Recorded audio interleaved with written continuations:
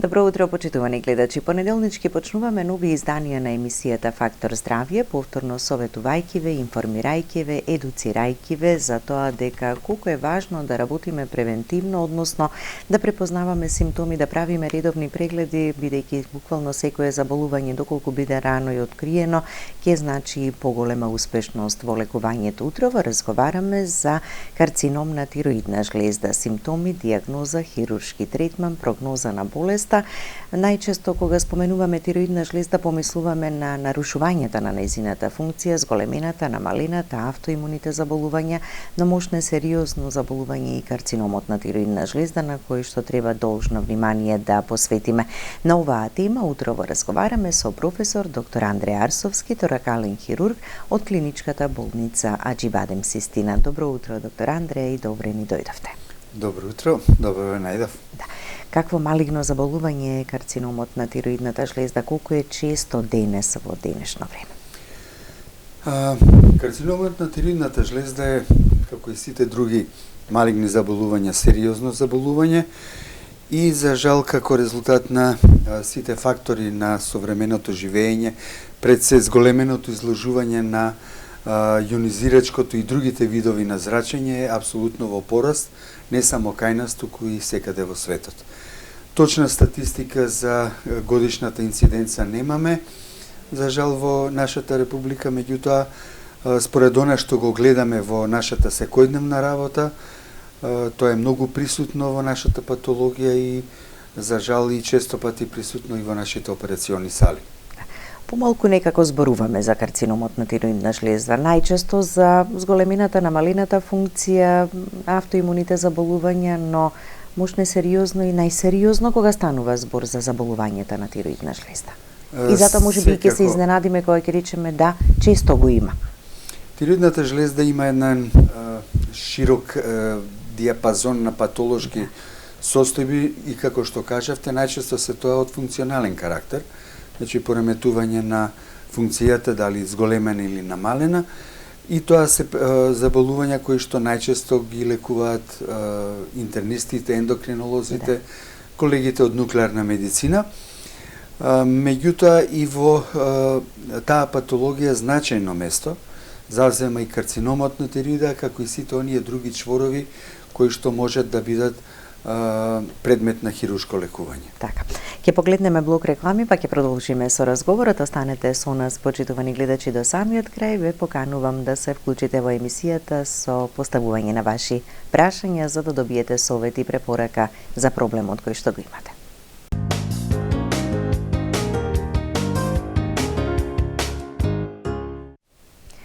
Со професор доктор Андреј Арсовски, торакален хирург од клиничката болница Аџибадем Систина, ја разработуваме темата за карцином на тироидната жлезда. Споменавте за честотата, возрастна граница кога најчесто се јавува, има некоја рамка или шарено лико е сега? Шарено лико е. Значи, најчесто се јавува кај млади особи, меѓутоа може да се јави и во детската возраст, кај тинеџерите, може и во поодминати години, така да навистина таа дистрибуција по возраст е многу ширинолика. Така. И сега велиме кои се ризик факторите? Се знаат ли причините што доведува до карцином на тироидна жлезда? Како и кај сите други карциноми, точна причина за да кажеме дека ова е причината, за жал се уште медицината тоа не го знае, со тоа што кај карциномот на тироида многу добро се идентифицирани ризик факторите. Пред се тоа е јонизирачките зрачења, така да и кај места каде што имало нуклеарни катастрофи, например Чернобил, други нуклеарни катастрофи, после бомбардирањата во Јапан на крај на Втората светска војна, инциденцата во тие области на карцином на тироидеја е многу зголемен. Можеби осиромашниот ураниум кој што го имаше на овие простори исто доведува до зголемување на инциденца. Понатаму другите видови на зрачења на кои што сме перманентно изложени во нашето опкружување и секојдневно живење, се исто така ризик фактори кои што ја зголемуваат инциденцата, но за жал точната причина се уште не можеме да ја откриеме. Така да. Во поглед на поделбата на видови или типови на карцином, каква е поделбата, кои се најчестите и кои имаат подобра прогноза?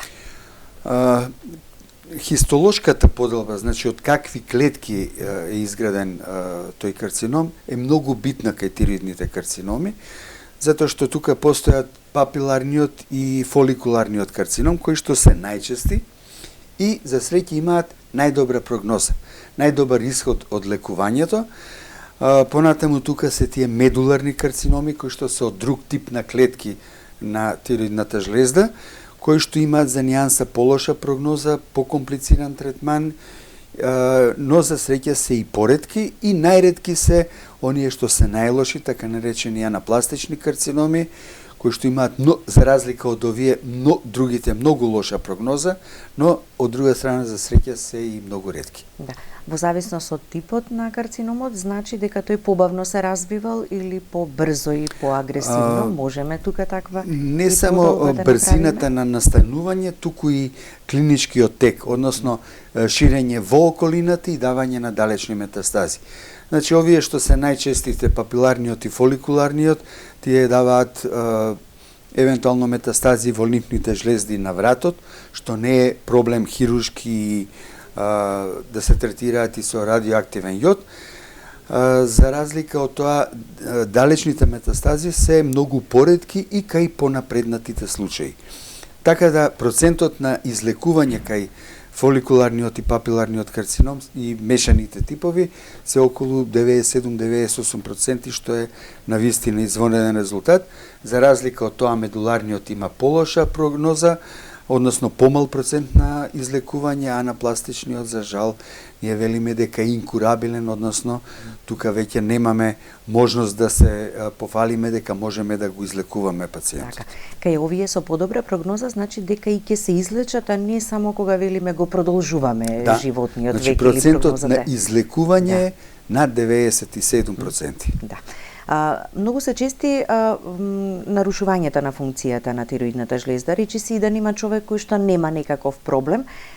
Дали треба да стравува, дали овие намалена или зголемена можат да доведат до вакво нешто? Или не, тука на чисто да видиме дека... Во принцип, функционалните пореметувања не се воопшто третираат како некаква склоност дека ќе се створи карцином, значи не се третираат како никаков тип на преканцероза. Тие секако треба да се третираат за да се нормализира функцијата, и тоа си има други здравствени последици, но не е воочена никаква зачестена појава на карцином кај пациенти кои што имаат нарушување на функцијата. Овдека постои едно согледување кое што се повеќе е актуелно во минатите деценија две, дека кај одреден тип на автоимуни, така наречениот Хашимото тироидит, тој има повеќе лице.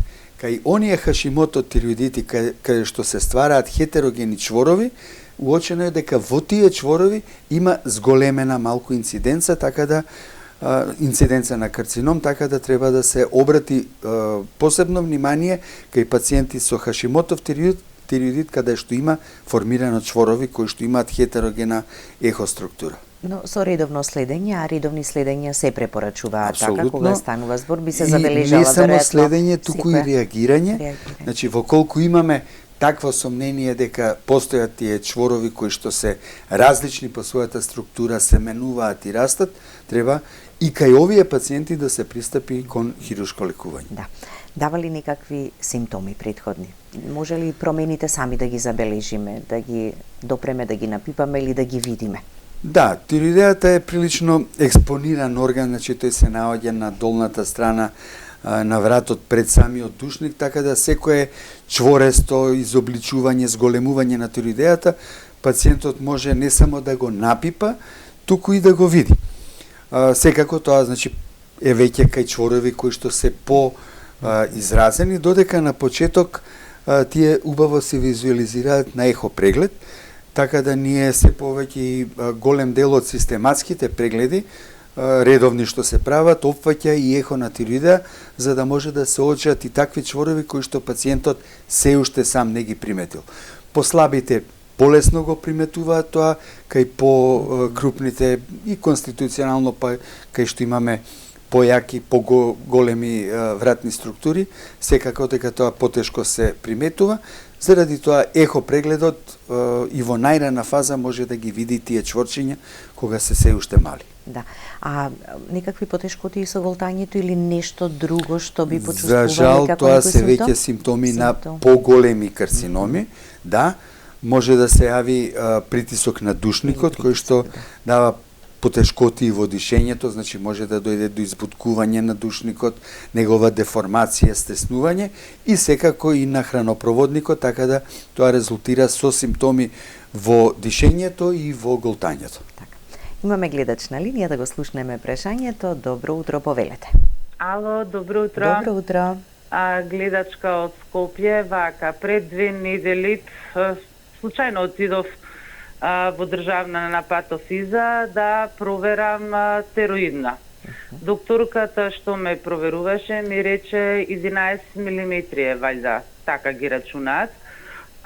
И сега ми рекоа да правам пункција. Меѓутоа уште резултатите од крвта не ми се готови, па би сакала да прашам дали да ги почекам резултативе, во меѓувреме треба да ми се јават за пункција.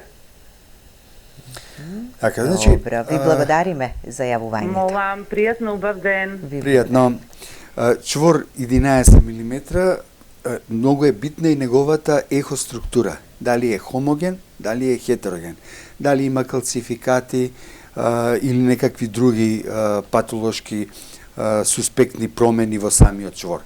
Секако, многу е битна лабораторијата, не само основната лабораторија, значи тиреоидните хормони и тиреостимулирачкиот хормон, туку и антитиреоидните антитела, како и тиреоглобулинот. Советувам, обично тие резултати не се чекаат толку долго, да ги почека и во колку има, значи, потреба, односно некаква хетерогеност или пореметување на овие параметри, секако да се направи тенкоиглена биопсија. Но, многу е битно да се нагласи дека тенкоиглената биопсија, а тоа е единствен тип на биопсија која што може да се прави кај тиреоидејата, заради тоа што таа е многу прокрвен орган и секој друг тип на биопсија може да даде сериозни крварења. Затоа се прави тенкоиглената биопсија, која што е многу безбедна, нема апсолутно никакви нуспојави од нејзе, но од друга страна не е секогаш апсолутно точна. Заради тоа што се зима со тенка игла, самото име кажува, мал примерок на ткиво, значи се зима само клеточен примерок, понатаму може да боснете неколку точки, не можете целата промена да ја избоцкате, и заради тоа материјалот кој што се зима не секогаш е оне што го велат патолозите репрезентативен. Значи, процентот на точност на тенкоиглената биопсија и кај нас и секаде во светот, заради самиот карактер на тој тип на биопсија е некаде 60 до 65%. Заради тоа е потребно да се согледа комплетната слика. Дали каква е ехоструктурата, дали постојат некакви патолошки знаци кои што може би сугерирале карцином, васкуларизација, калцификати, како и овие другиве лабораториски параметри, тенкоиглената биопсија, и кај со сите овие аргументи треба да се донесе одлука дали тој чвор ќе се третира со лекови, дали ќе се следи со почести контроли, или пак е подобро да се извади, за да може целиот чвор патохистолошки детално да се анализира, така да во колку постои не мора да имаме доказ, туку сомнение дека тој чвор е променет и дека можеби во него има веќе створено карцином, подобро е да се извади, да се отстрани. Опсегот на ресекцијата зависи од многу други фактори, значи тоа треба заедно во соработка со еден тимски пристап, значи специјалист по нуклеарна медицина, торакален хирург, евентуално патолог, да се одлучи каков ќе биде третманот кај така да ги советувам на пациентката откако ќе ги собере сите резултати, слободно може да дојде, да ги видиме и да видиме дали е потребен некаков активен третман или да се почека да се прават редовни контроли. А и овие чворови или јазли може да бидат бенигни, не мора секогаш малигни, да. Така, додека значи, комплетно не се направи целосно исследување. Чворови на тиреоидеа има за среќа не се сите малигни. Постојат и бенигни тумори, најчести се аденомите, а и нодозната струма некогаш, зависно од клиниката, растот и несигурноста во диагностиката, некогаш и тие е потребно хируршки да се третираат. Така да, често пати ние оперираме и бенигни промени, бенигни чворови на тироидеа, односно и бенигни тумори, најчесто кои што спомнав се аденомите. Да го слушнеме и следниот гледач. Добро утро и за вас. Добро Повелете. утро. Ве слушаме. Дали јас сум на линија? Вие сте, да, повелете. Се лечам од тироидна повеќе од 10 години. Од лани наваки ми кажа тироидната е бела, сета со дупки и нефункционална. Пијам лекови за јод преку уста. Хипо имам. Дали има нешто штета што ја чувам тироидната нефункционална, а не ја правам операција? Добро, ви благодариме.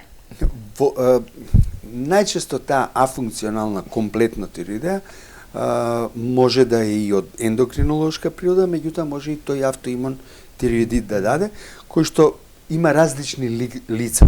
Некогаш доведува до скврчување на, некогаш буквално како од молци е изедена тироидеата. Предпоставам нешто такво станува кај оваа пациентка, кај некој разраснува, значи се зголемува, кај некого се формираат чворови. Така да, во колку нема индиции дека нешто се случува, кај пациенти кај кои што таа не е функционална, а добро се субституира, се надополнува функцијата со лекови, и во колку нема некакви други промени, не е потребно да се отстранува. Кај некои пациенти се советови отстранување, меѓутоа тоа се веќе други состојби кои што сепак треба да се погледа комплетната историја, комплетната состојба на болеста, за да се евентуално советува и хируршко отстранување. Инаку, во принцип, во колку нема такви индиции, а функцијата успешно се надополнува со најчесто со еутирокс, нема потреба од хируршко отстранување. Но секој пациент си е случај за себе и треба комплетната историја и комплетната состојба да се согледа поединечно кај секој пациент. Така. Рековме да, на систематските прегледи веќе е задолжителен прегледот за тироидна жлезда, меѓутоа и оние кои веќе имаат некаква нарушена функција, често треба да прават контроли периодично. Секако. И тоа е тоа кое што ни оди во прилог рано да се забележи некоја чвореста промена. Имено, ехо прегледот денеска е навистина доведен речиси до совршенство, заради тоа што постојат навистина многу напредни ехоапарати, постојат посебни софтвери за тироидната жлезда, така да тоа е орган кој што е површен, многу добро се визуализира, многу добро се гледа на ехо преглед, а од друга страна тој е безболен, нема никаква опасност, никаков ризик од неговото правење, така да апсолутно дека овие пациенти треба да одат на редовни ехоконтроли и лабораториски секако. Да го слушнеме и следното јавување. Добро утро и за вас, повелете. Добар ден. Добар ден. Поздрав на емисијата. Јас сум возрастен од 83 години и имам некои проблеми, потне и не многу, а своевремено магнетна резонанца во синусите имам некои израстување, не знам како да се најме од жлездите. Отнеам навечер много и преку ден. Да не е проблем нешто со тироидата. Ви благодариме за јавувањето. Па самото потење не... препораката и советот што ќе го дадеме ќе биде, нели, добре дојден за гледачот, иако е надвор не е од тоа ова што некој го карактеристичен симптом за пореметување на тироидната жлезда.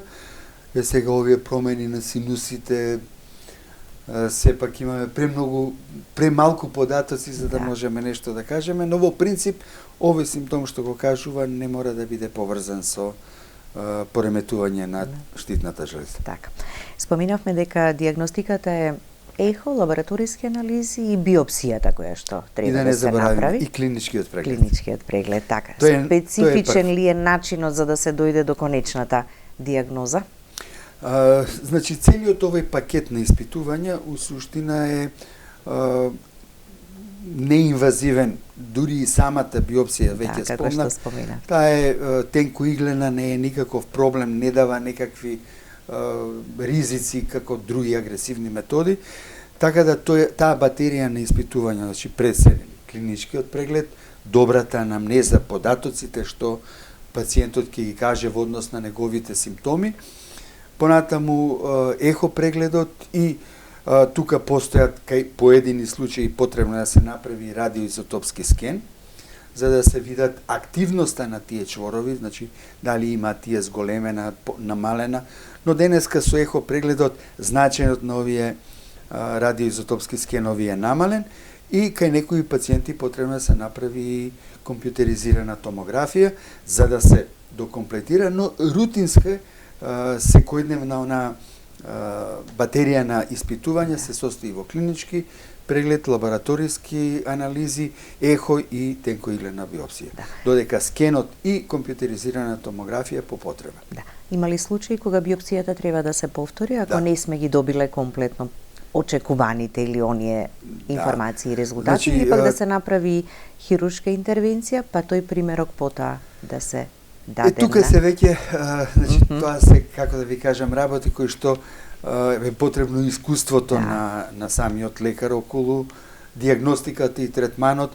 Понатаму, во колку имаме сомнение или ако имаме на биопсијата некаков нејасен резултат, секако дека може да се повтори и тенкоилената биопсија, но и кај сите овакви нејасни резултати, некогаш заради ограничената точност на тенкоиглената биопсија, ние индицираме и отстранување хируршко, за да може да се направи детална патохистолошка анализа, за да имаме точна диагноза за каква природа на тој чвор што сме го отстраниле се работи.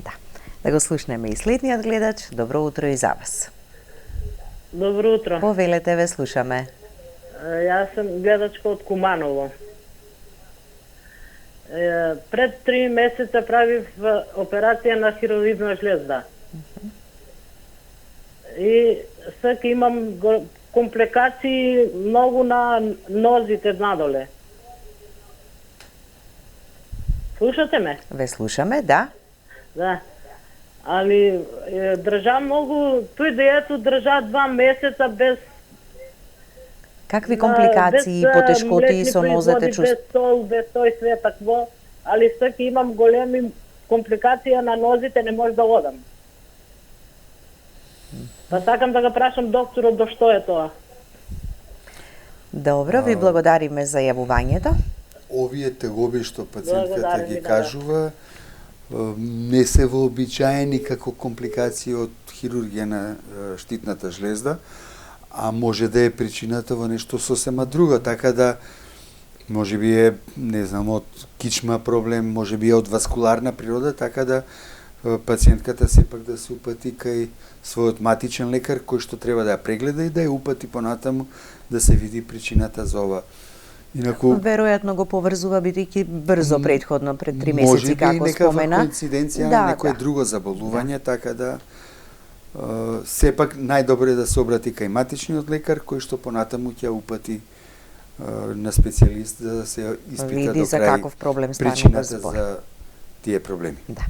Да го слушнеме и следниот гледач, па ќе погледнеме блок реклами. Добро утро и за вас, повелете. Ало? Ве слушаме. Ало? Да, во програма сте, повелете. Вака сега, едно прашање до докторот, ако може. Значи, јас од 2023 година бев на ехо на тироида и тогаш е констатирано дека има некои мали колоидни цисти. Сега, од тогаш не сум била на преглед. Дали има потреба да одам или не? Ви благодариме за јавувањето. Да, ќе погледнеме блок реклами, па ќе го дадеме советот и препораката до гледачката. Останете со нас до самиот крај.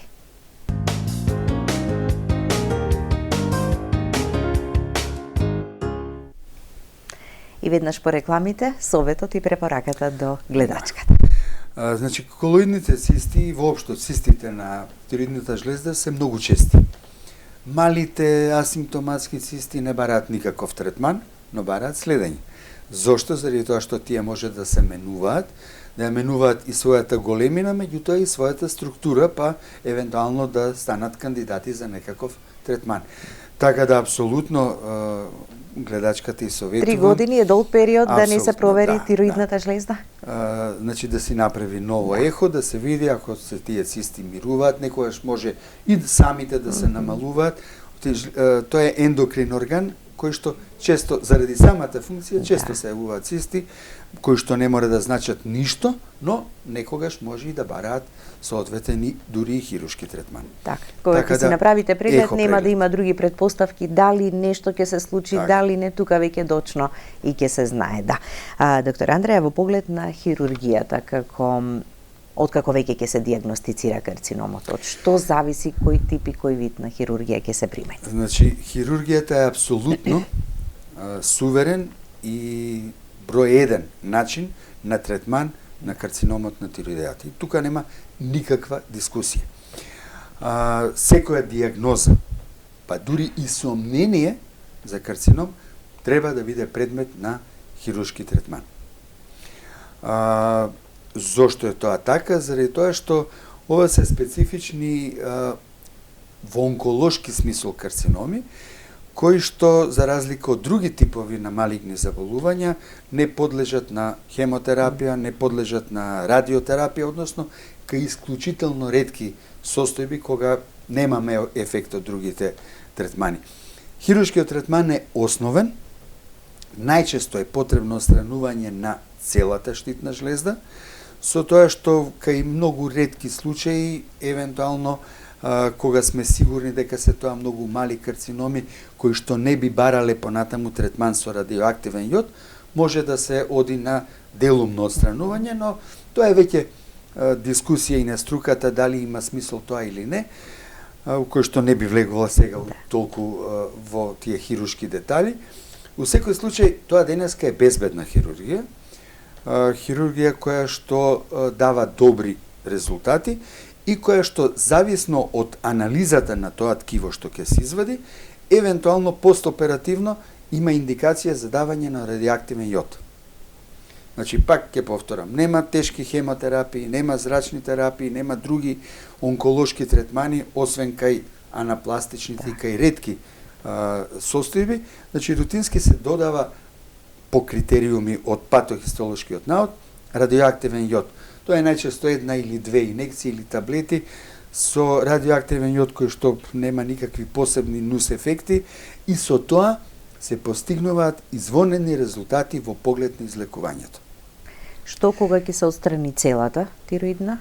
Постоперативно, ако не треба да се добива радиоактивен јод, се започнува со надополнување на хормоните, тоа е 1 таблетка еутирокс. Тоа извонено ја надоместува функцијата без никакви посебни нус појави и пациентот буквално нормално може да функционира.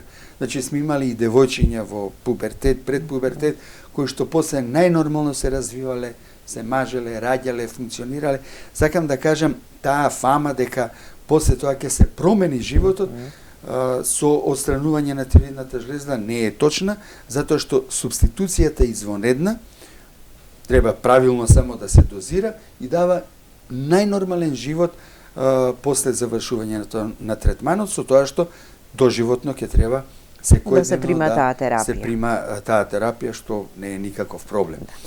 Кај пациенти кај кои што имаме сомнение или докажани промени на метастатски во лимфните јазли, значи постојат протокол на отстранување на тие лимфни јазли. Во колку немаме знаци за проширување на болеста во лимфните јазли рутински не се вадат, освен кај одредени состојби, така да тоа и таа интервенција не е никаков проблем, значи имаме денеска доволно хируршки техники да може тоа навистина добро да се направи, без некакви тешки постоперативни компликации. Така да дури кога се проширил, така добра е прогнозата кога кај тироидниот карцином. Значи, ако тоа убаво хируршки се реши и се третира после тоа со радиоактивен јод, резултатите најчесто се навистина многу добри во поглед на, пак ќе кажам, не само продолжување на животот, туку на и добар квалитет и излекување. Многу се зборува за радиофреквентната аблација како минимална инвазивна процедура. Значи, тоа е што е една, кај кои пациенти и зошто? Една современа метода која што на некој начин е заместување, односно замена за хируршкиот третман, меѓутоа тоа е третман кој што има се уште многу прашалници. Значи постојат критериуми некои кои пациенти би биле кандидати. Меѓутоа не е спорна, значи самата метода, таа е минимално инвазивна, со една специјална сонда се прави со специјален апарат за радиофреквентна аблација, на некој начин горење на тој чвор. Меѓутоа основната мана на оваа метода е прво сигурноста дека сте во здраво и по мене она што е уште поважно, не знаете што сте изгореле. Значи немате можност да тоа што сте го изгорели да го пратите на патохистолошко испитување. Затоа што тоа евапорира, значи согорува и многу е битно да имаме ние постоперативен резултат на тој чвор што сме го отстраниле, каква природа. Ние правевме и на нашиот материјал анализа, во повеќе од 10% имаме несовпаѓање на предоперативната со постоперативната диагноза, што апсолутно не е малку.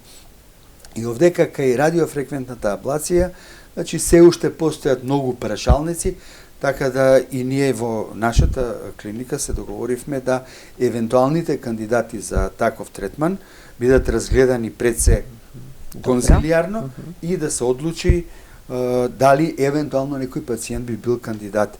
Затоа што и, знаете, секое лошо користење на некоја нова метода ја компрометира самата метода, дава лоши резултати, така да треба со радиофреквентната аблација да бидеме навистина многу предпазливи кај кој пациент би дали индикација тоа да се прави.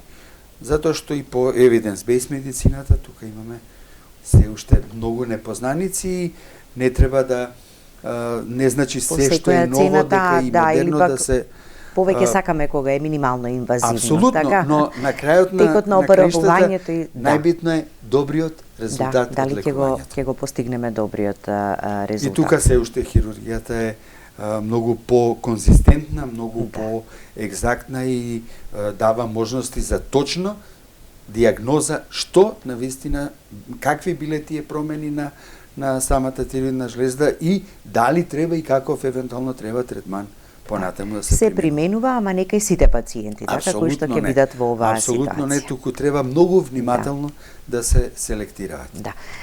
Кои се предизвиците за торакалниот хирург кога станува збор за операција на карцином на тиреоидна жлезда? Станува збор за специфична регија каде што се наоѓа, стручност, искуство и ред други работи кои што треба се земат. Прво е битна кривата на учење. Значи тоа е една, би рекол, специфична регија, еден мал простор во кој што имате многу витални структури. Самата тиреоидна жлезда е многу прокрвена.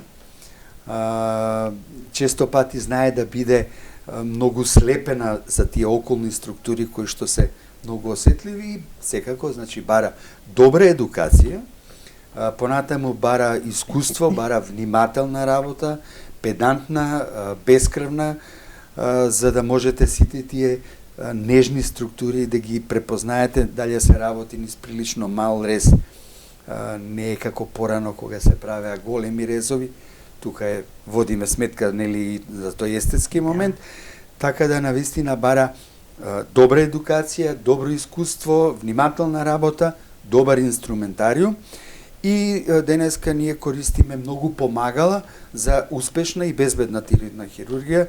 Тука се тие специјални лигашуреви, технички помагала за изведување на самиот хируршки акт, има навистина многу добри инструменти денеска дизајнирани, специјални за баш за таков тип на хирургија. А исто така треба да го споменеме и една метода која што навистина превенира голем дел од компликациите, тоа е така наречениот неуромониторинг. Една од најчестите компликации е оштетување на нервите кои што ги нервираат гласните жици, па се јавува промена на гласот, некогаш... А се плашат никогаш пациентите да не го изгубат гласот, веројатно како прашања ги поставуваат. Тоа е едно од почестите компликации. Што е неуромониторинг?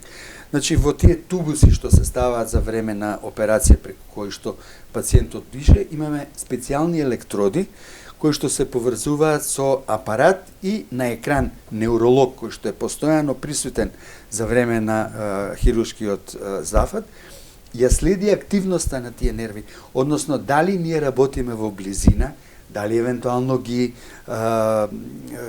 чепкаме тие нерви, ги допираме и они ни алармираат дека сме во близина на нервот, да бидеме повнимателни, да го идентифицираме убаво, за да се, не можам да кажам, комплетно избегнат тие компликации, но во голем процент да се намалат, заради тоа што се работи, значи, со идентификација на нервот, кој што не можеме секогаш визуелно да го убаво да го видиме, но овдека со помош на неуромониторинг и во соработка со нашите невролози имаме навистина многу добри резултати во поглед на намалување, односно избегнување на тие компликации. Ризици и компликации. Дали го имаме гледачот се уште на линија? Последен за ова утро. Добро утро. Ало, добро утро. Да, извинете што малку почекавте, повелете сега со прашањето. Би сакала едно прашање до доктор Андреја. Секако? Дали ме слушате? Ве слушаме, да. Јас имам хипотироида, а плюс имам и шорген. Често пати имам проблеми со голтање, со се давам. Дали нешто во прашање е со тироидната? Веќе таа е колку што во последен преглед ми кажа дека е веќе исушена целата. Така, во ред, ви благодариме за јавувањето. Значи, тироидната жлезда, односно тоа пореметување, треба редовно да се контролира дозата на терапијата што ја добива. Инаку со правилно дозирање, спомнавме дека тие симптоми треба да бидат да не постојат, односно или да се минимални, а ова што го кажува проблемите со голтањето и така, тоа е веројатно пред се последица од Сјоргениовиот синдром, кој што нема никаква врска у принцип со штитната жлезда, кој е друг тип на заболување. Така. Редовните контроли, како што спомена, веројатно се прават и третманот на ова друго заболување, да. На самиот крај сме, една порака. Редовно следење, ехото е толку едноставен, брз и лесен, а ни дава целосен приказ на тироидната жлезда. Редовно следење и правилен третман. Значи, некогаш тоа следење, во колку, значи, ние лекарите ги правиме тие грешки, да сумнителен чвор на тироидеа, подобро е да се извади, да се отстрани и детално да се анализира. Пак ќе кажам, значи, денеска тироидната хирургија у принцип е безбедна. Овие компликации што ги спомнавме, значи, со пореметување на гласот, најчесто и кога се случуваат се привремени, многу ретко. Кај специфични наоди се случуваат трајни оштетувања, другите пореметувања, компликации у смисол на хипопаратироидизмот, тоа е оштетување на тие мали паратироидни жлездички, исто така најчесто се времени, ако се случуваат, но у принцип тоа се ретки компликации, денеска е тоа безбедна хирургија, а може, пак ќе кажам, карцином кој што е захвален за третман, дава добри резултати. Греота е денеска да се доведува некој пациент во состојба да го губи животот заради ненавремено откривање и неправилен третман на карциномот на тироидеа. Тоа е болест која што во најголем број на случаи можеме успешно да излекуваме. Ви благодарам за гостувањето. Благодарам и на вас. Благодарности до вас, почитувани гледачи, за вниманието со кое не следевте. Останете и понатаму со, се извинувам, програмата на ТВ24.